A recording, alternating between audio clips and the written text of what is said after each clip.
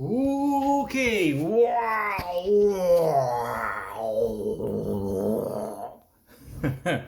uh, yeah. I just went for a walk with my dog, and I found this Red Bull. Thankfully, you know. I don't normally pick stuff off the ground, but if it's shiny like a magpie, it's a family trait. Scavenging and surviving, improvising, not throwing stuff out, upcycling, the punk attitude. I look at the CK and I think of the DK, dead Kennedys.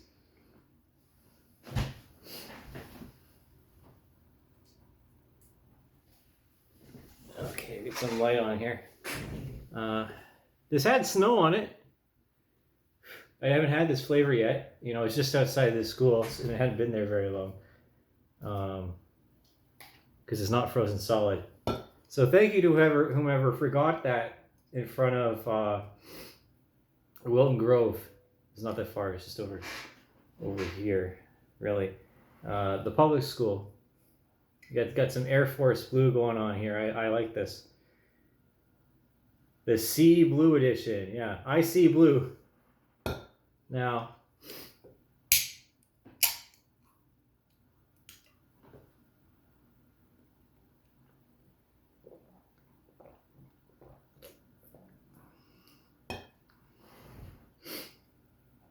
this is going to fuel the next part. I'm going to get into part 3 here, the Ukraine special.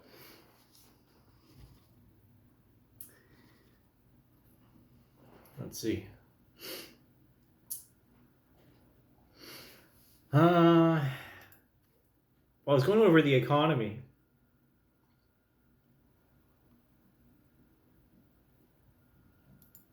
I'll touch on the art here within the Ukraine, this art of fresco painting, Byzantine, timeless icons. Because, Christian orthodoxy has a lot to do, with the altered state of spirituality, hallucination through repetition, dissociation, flow state. And so that's where coffee or nicotine is also used in ceremony and throughout history.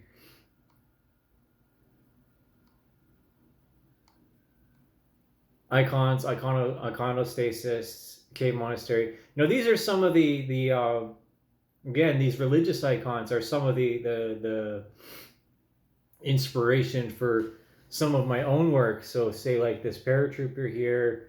When I do portraits of animals, the French nuke, Leghorn, this sheet lightning above me, the space paintings, or even landscape images, they're idealized, right? They're not.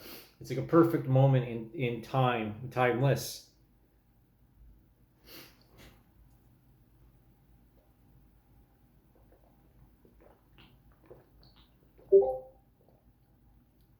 And it's still caffeinated, so it wasn't punctured.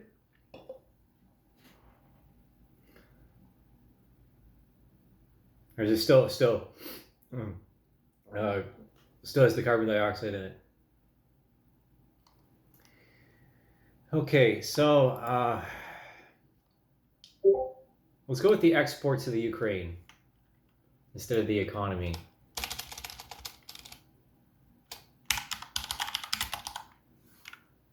Exports of Ukraine.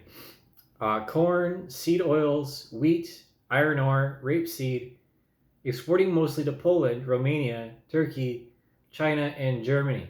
So that's from oec.world.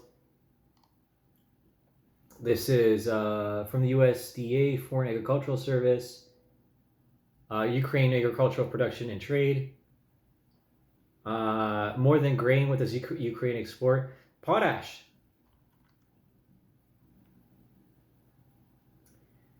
Just like Canada, Ukrainian potash.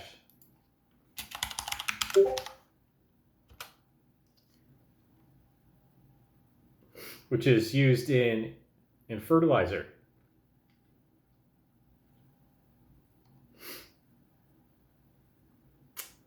So potassium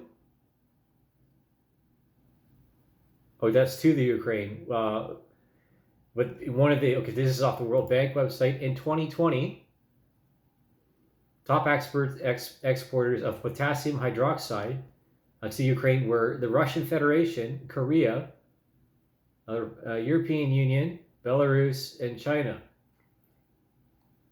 So you see, there's obviously some bad blood because of whatever trade deals have been going on. In order to start, or one of the motivations to start this war in the first place. You know, as I've illustrated and I've communicated previously within the history of propaganda, you know, reasons for war. And resources are one of them. Territory is another, right? Women's a third. You know, if you're not having children, then that's the death of society. And then, like, you know, the cultural and religious attitudes are another reason for war. And there's a difference, again, a schism between the Ukraine and Russia on the treatment of LGBTQ. And you know, you as the viewer obviously know my stance on this. It was never, you know, I've been around and I've been friends with a few people that identified as gay, but I really, you know, I just don't want to associate with that anymore. You know, just because of the shit that happened to me and how much bullying has happened because of and then potential grooming, quite frankly, towards me, and I've been the subject of. Because of my attractiveness and because, well, I'm a high status man, you know, in cooperation with feminists, you know, because they banded together in order to have a stronger union, to usurp the power structure here within North America, and then create this new anarcho-capitalist utopia, which doesn't happen. It doesn't work. Because there's a lot of other people that don't want it to work, and it doesn't work for them, right? Some people want routine, some people want freedom. So, you know, this is where the conflict arises, you know, between the leaven and the unleavened bread.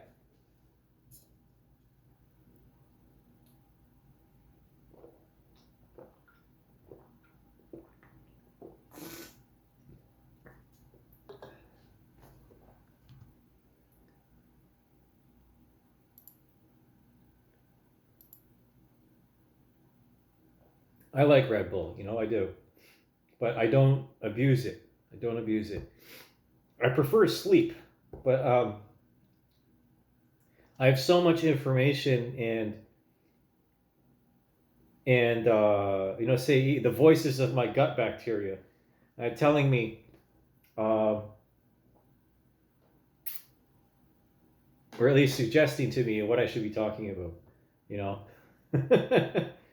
that's weird. You know that you know the theories about that, about the gut bacteria, you know, having cognizance. And so let's look at.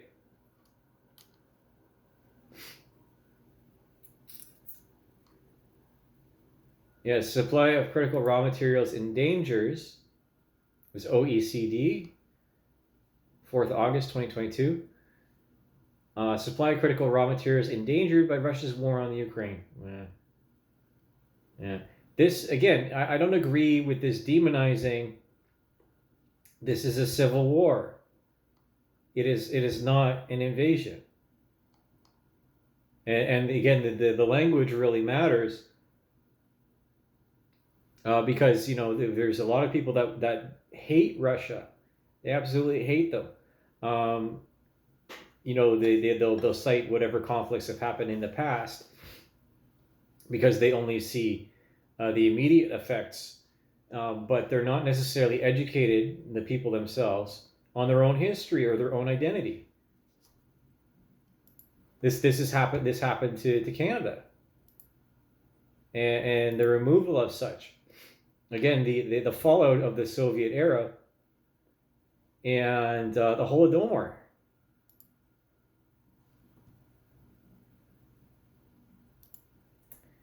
Let's see.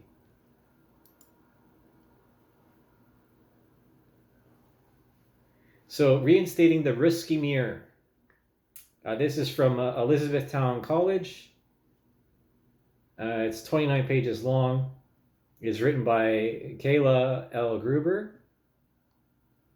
And I found this off of, obviously, Google.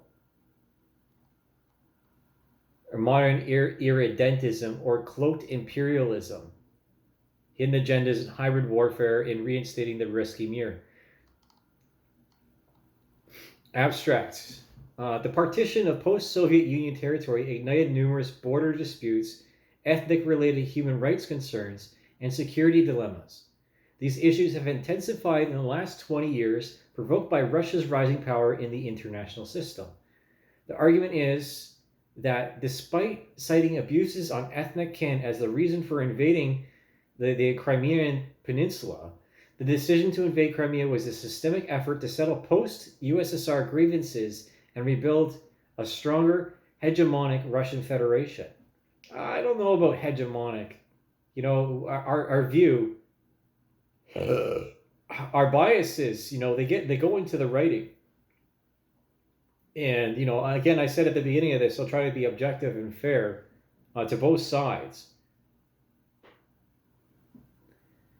By reviewing motivations for Russia's annexation of the Crimean Peninsula and integrating subsequent action in the Middle East, the United States, the Balkans, and Israel, findings from this research reject multiple theories of improvisation, defense, and ethnic irredentists' motivations as a sponsor of aggressive action towards Crimea, Russia's growing power, and long-term aspirations to assert itself as the sole hegemonic superpower.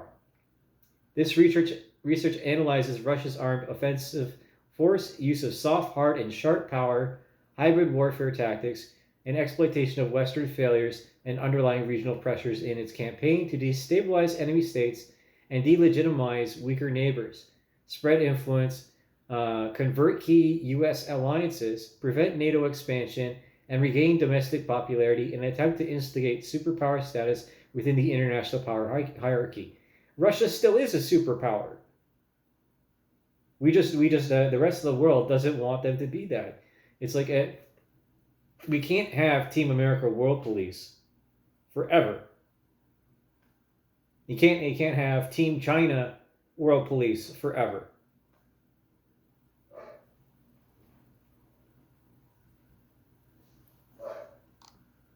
Yeah, the dog. I just walked her. You know how annoying that is sometimes? She loves screwing with me.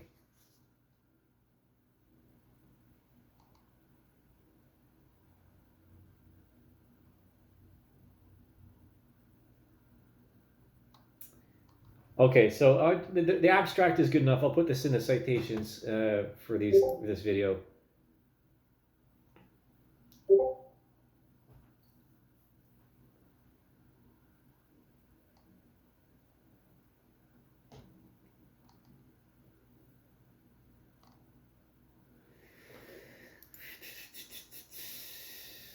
I already talked about the distribution. I think of 60% of Ukrainians identify as Eastern Orthodox. That's from Cultural Atlas. It's one of the first results in Google.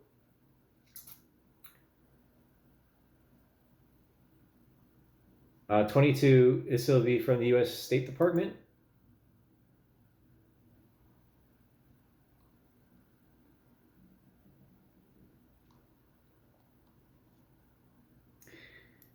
So religious demography.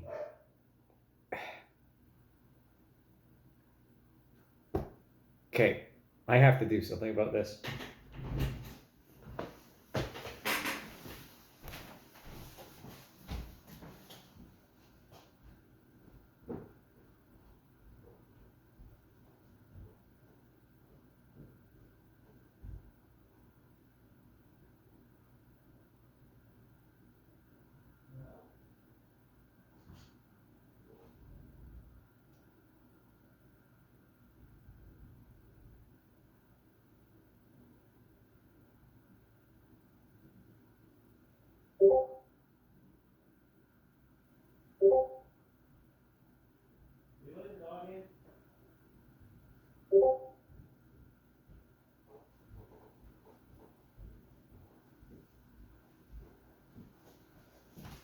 Okay.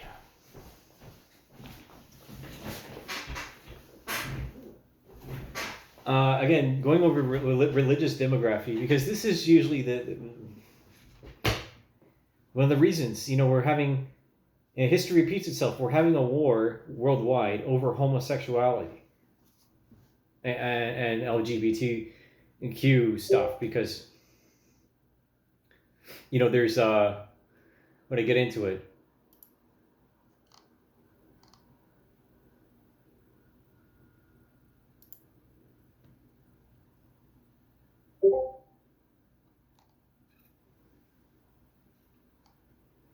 and like it's I find this interesting how a lot of these articles have scrubbed the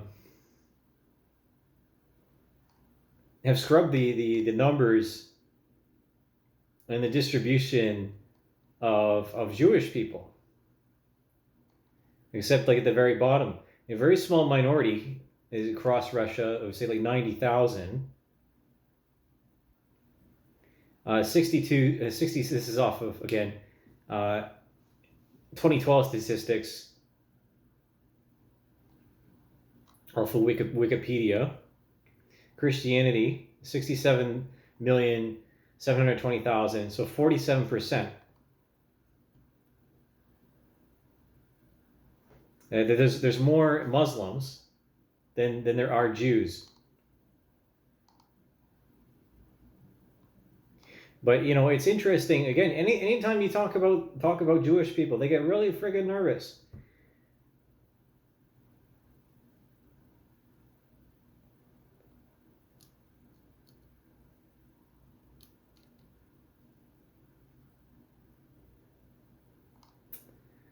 All right, because and again, this stuff, the Holodomor.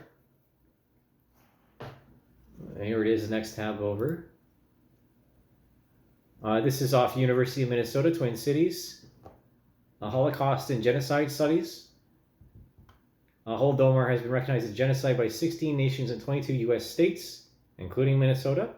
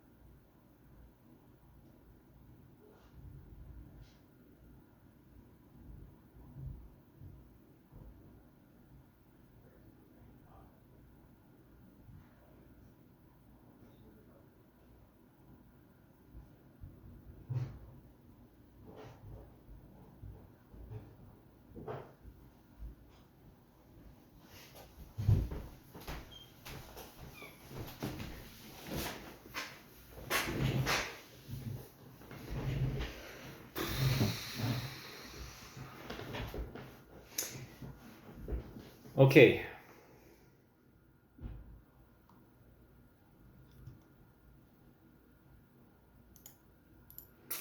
So I have to include the Russian Civil War in 1918 to 1920. And again, communism, Jewish communism. The Bolsheviks, yeah. Bolshevism is Jewish communism. And this stuff, as we know, those of us in the know, this talking about this stuff and highlighting the history is what got E. Michael Jones kicked off of YouTube. Dr. E. Michael Jones, for telling the truth.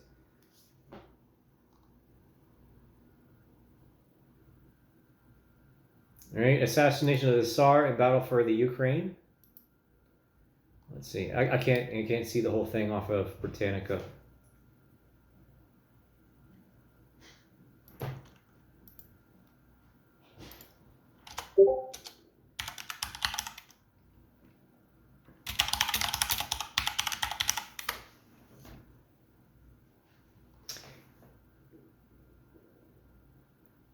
Russo-Ukrainian War, they cite, Wikipedia says here, has been on since 2014, so almost a decade. The Donbass,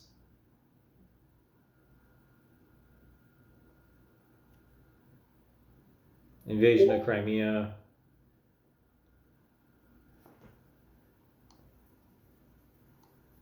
independent Ukraine and the Orange Revolution.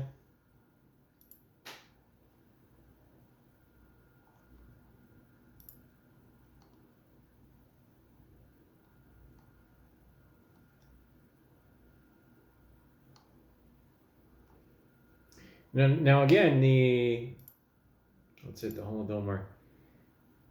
I'll read this for you.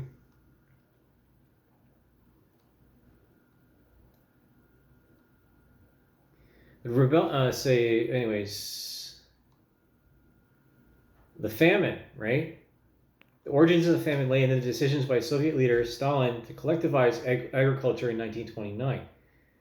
Teams of Communist Party agitators forced peasants to relinquish their land, personal property, and sometimes housing to collective farms as they deported so-called kulaks, wealthier peasants, as well as any peasants who resisted collectivization altogether. Collectivization led to a drop in production, the disorganization of the rural economy, and food shortages. It also sparked a series of peasant rebellions, including armed uprisings in some parts of the Ukraine. The rebellion, this is from Britannica, worried Stalin because they were unfolding in provinces which had a decade earlier fought against the Red Army during the Russian Civil War. He was also concerned by anger and resistance to the state agricultural policy within the Ukrainian Communist Party. If we don't make an effort now to improve the situation in the Ukraine, he wrote to his colleague Lazar Kaganovich in August 1932, we may lose the Ukraine. That autumn, the Soviet Politburo, the elite leaders of the Soviet Communist Party, took a series of decisions that widened and deepened the famine in the Ukraine countryside.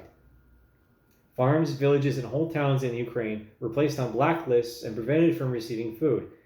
Peasants were forbidden to leave the Ukrainian Republic in search for food. Despite growing starvation, food requisitions were increased and aid was not provided. Food requisitions were increased and aid was not provided in sufficient quantities. The crisis reached its peak within the winter of 1932-33, when organized groups of police and communist apparatchiks ransacked the homes of peasants and took everything edible, from crop to personal food supplies to pets. Hunger and fear drove these actions, but they were reinforced by more than a decade of hateful and conspiratorial rhetoric emanating from the highest levels of the Kremlin. Famine to extermination. The result of Stalin's campaign was catastrophe.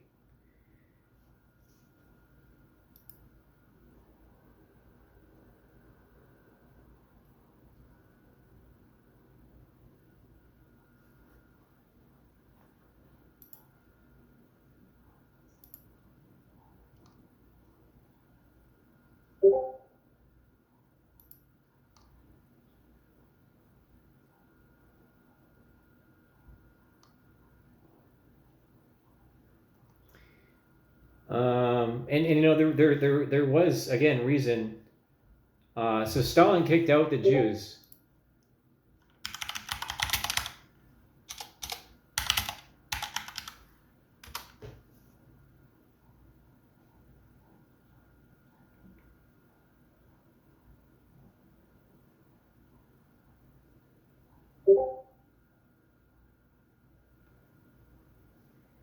Anti-Semitism or political purge.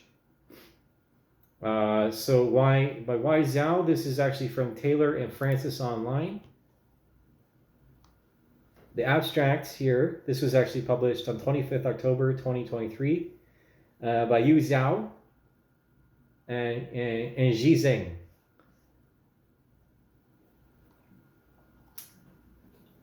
Abstracts. The persecution of Jews under Stalin's regime has been widely taken as proof that anti-Semitism was an innate element of Stalinism. Re-examination of the tyrant's Jewish policies, domestic and international, would however reveal that Stalin can hardly be defined as anti-Semitic. The political purge of Jews was predominantly caused by his fear of the growing national sentiments of Soviet Jewry following the establishment of the State of Israel, to which he gave decisive support, and driven by his paranoid desire for internal subservience and political conformity in the context of the early Cold War.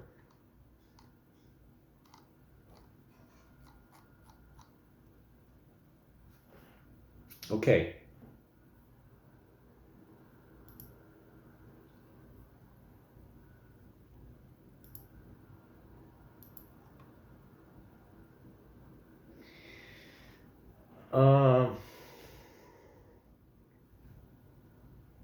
Wilson Center. You know, I'm not happy with my fellow Christians, you know, especially in support, bending over backwards to accommodate the queer community, and because this is how you know, if we condone and we support this, it was a slippery slope, and that prediction has come true, especially with the statistics behind the number of young people that identify as queer or gay, trans, whatever, 30%, somewhere around there, and then another 30% of our North American population is single, you know, and there's obviously some overlap over there, and there's some correlation between the two because of the destruction of trust amongst people, and then the hostility on the dating scene, and then the death of romantic love. And I'm looking at the Metropolitan Community Church of Toronto.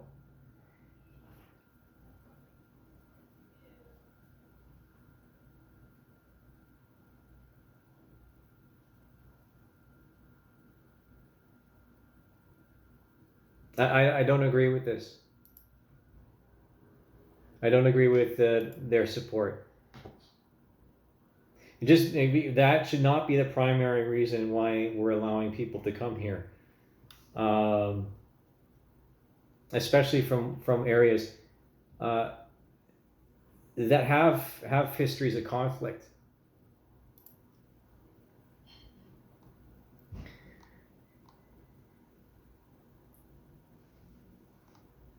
And it's not necessarily Muslims, even though a lot of gay Muslims come here to escape persecution.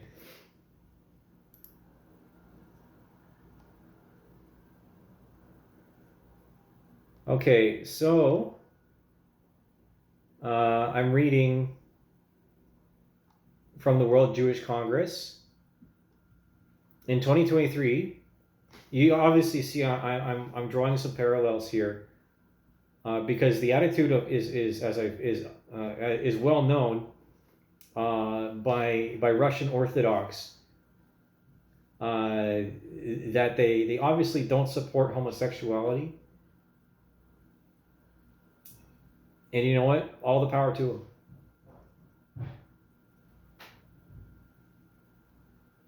You know, the statistics don't lie with the domestic abuse cases, and the continuance of a cycle of abuse. Quite frankly, you know, not that straight people are innocent of such a thing, but there's, you know, again, there's reasons why war happens. And so from here, again, more statistics, and from the World Jewish Congress. In 2023, Ukraine is home to 45,000 Jews, making it the fourth largest Jewish community in Europe and 11th largest in the world. Ukrainian Jews are prevalent throughout Ukrainian society, including high offices of the state. Despite immigration and a somewhat aging community, several Jewish organizations throughout the country are striving to revive Jewish life, and culture and alleviate the poverty of many destitute Jews within the country. The Ukrainian affiliates of the World Jewish Congress and the Jewish Confederation of Ukraine. Yeah, that stuff. That's just now it's talking about the affiliates on the website. Hi, Boris.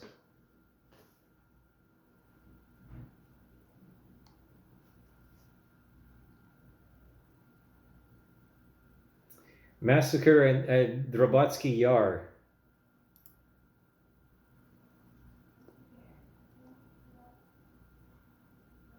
In Kharkov and across Ukraine. And it's talking about 1941 with the German occupation.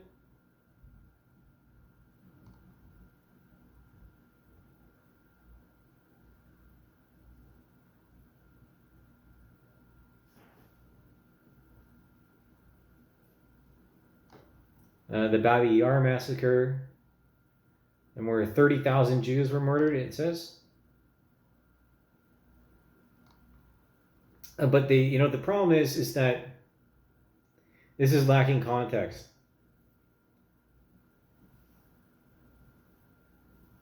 Because why would Hitler get rid of Jewish people? Why would he get rid of them? Because of their support of Bolshevism and communism.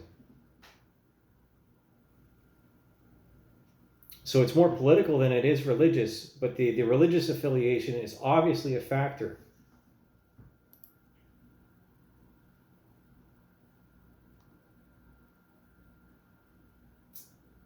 Okay, next one. Next tab. I was going to do something about, I'll give them a shout out, Institute for Jewish Policy Research, so JPR. You're on my radar right now for this. And then, of course, the Muslim population follows with the proximity to Turkey and the stance that those countries, Uzbekistan, Kazakhstan, Tajikistan, Afghanistan.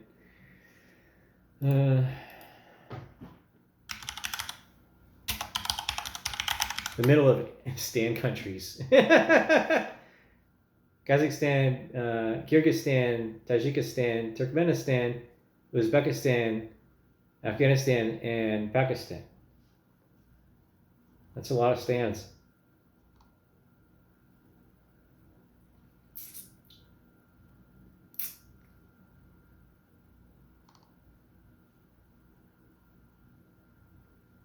Stand means where one stands, or place of settlement.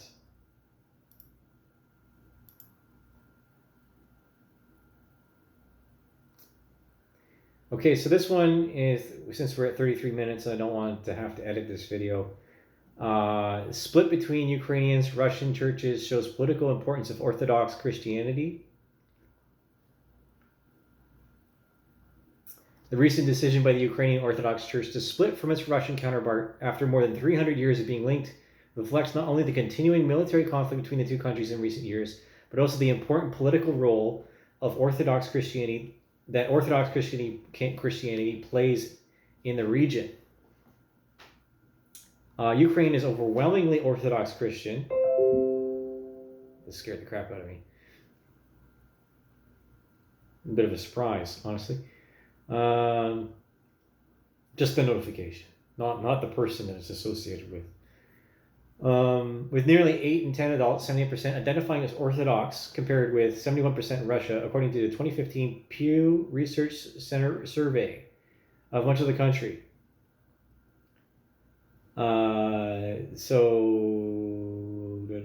This is up from 39% who said they were Orthodox Christian in 1991. The year the official atheist Soviet Union collapsed and the Ukraine gained its independence. With roughly 35 million Orthodox Christians, Ukraine now has the third largest Orthodox population in the world, after Russia and Ethiopia. In addition, Orthodox Christianity is closely tied to Ukraine's national and political life. Roughly half of Ukrainians say it is at least somewhat important for someone to be Orthodox and to truly be Ukrainian. The same is true for Russia, where 57% say being Orthodox is important to being truly Russian. In both countries, about half say religious leaders have at least some influence in political matters, although most Ukrainians and roughly half of Russians would prefer that this was not the case. Okay, I'm gonna end this one here at 36 minutes, and then we'll finish up with a conclusion in the next part.